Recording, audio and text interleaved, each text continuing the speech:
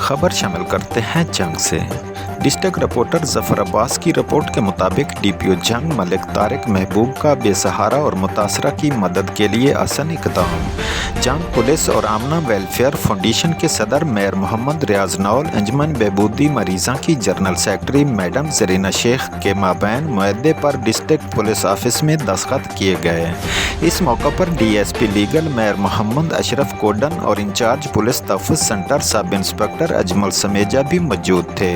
मुआहदे के मुताबिक Amna welfare foundation और पुलिस तहफ़्फ़ुज़ सेंटर के लहाज़ से मुआशरे के मुतासरा और बेसहारा अफराद को सेहत, तलीम, बुनियादी हकूक़ और ट्रांसजेंडर की फलाह बहबूद के लिए इक़दामात अमल में लाए जाएंगे, जबकि अंजमन बहबूदी मरीज़ा के तावन से सेहत के हवाले से मदद, बेसहारा अफराद को तहफ़्फ़ुज़ और कानूनी मदद फराहम की जाएगी और बेसहारा अफराद को मुआशरे का कारआमद शहरी बनाया जाएगा।